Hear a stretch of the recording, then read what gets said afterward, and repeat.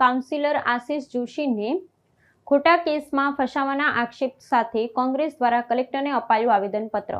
વડોદરા શહેર કોંગ્રેસ સમિતિ દ્વારા સ્થાનિક કાઉન્સિલર આશિષ જોશીને કથિત રીતે ખોટા કેસમાં ફસાવવાના વિરોધમાં દિવાળીપુરા સ્થિત નવી કલેક્ટર કચેરી ખાતે આવેદનપત્ર પાઠવવામાં આવ્યું છે। કોંગ્રેસના આગેવાનો અને કાર્યકર્તાઓએ આક્ષેપ કર્યો છે કે પ્રોહિબિશનના કેસમાં રાજકીય દ્વેષ ભાવ રાખી કાઉન્સિલર પર પાયાવિહોણી કાનૂની કાર્યવાહી કરવામાં આવી રહી છે। આ મામલે તટસ્થ તપાસની માંગ સાથે પક્ષના અગ્રણીઓએ જિલ્લા વહીવટીતંત્ર સમક્ષ ઉગ્ર રજૂઆત કરી હતી। આ વિવાદના કેન્દ્રમાં રહેલા દારૂના કેસમાં પોલીસની કામગીરી સામે ગંભીર સવાલો ઊભા કરતા કોંગ્રેસે જણાવ્યું છે કે આ પ્રકરણના મુખ્ય આરોપીને સરળતાથી જામીન મળી ગયા છે, જ્યારે રાજકીય દબાણવશ આશિષ જોશીને લક્ષ્યાંક બનાવવામાં આવી રહ્યું છે।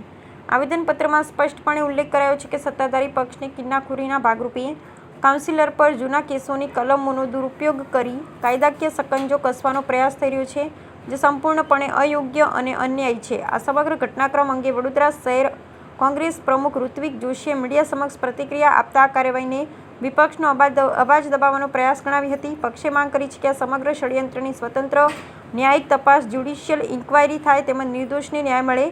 હાલ આ મુદ્દો શહેરના રાજકીય વર્તુળોમાં ભારે ચર્ચાનો વિષય બન્યો છે અને વહીવટી તંત્ર સાથે પોલીસ વિભાગના આગામી પગલાં પર સૌની નજર મંડાયેલી છે। સાંભળો, દારૂ અને બુટલેગરોને પકડવાનું કામ કોનું છે?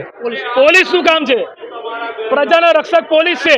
જો આ કામ હવે કોંગ્રેસને પ્રજાએ કરવાનું હોય તો અમે કરીશું। પોલીસ જાહેરાત કરી દે કે અમે બુટલેગરોને નહીં પકડીએ, અમે નેતાઓને પકડીશું, અમે પ્રજાને પકડીશું, એવું પોલીસ જાહેર કરે। જો પ્રજાના રક્ષક જ ભક્ષક બની જશે તો આ વડોદરા અને ગુજરાતની પ્રજાનું શું થશે? અને ગુજરાતના ગૃહમંત્રી તમે એવું કહો છો કે કાયદામાં રહેશો તો ફાયદામાં રહેશો, પણ તમારી પોલીસ સંખેડાની કાયદાનું પાલન નથી કરી રહી, એ શંકાની ભૂમિકામાં છે। અને જ્યારે ગુજરાતમાં દારૂ વેચાય છે, જે ડ્રગ્સ વેચાય છે, એ ડ્રગ્સનું એપી સેન્ટર કયું છે? સુરતનું છે। વિચાર કરો, ખુલ્લેઆમ ડ્રગ્સ દારૂ વેચાય, ત્યારે એવા લોકોની સામે કોઈ પગલાં નહીં।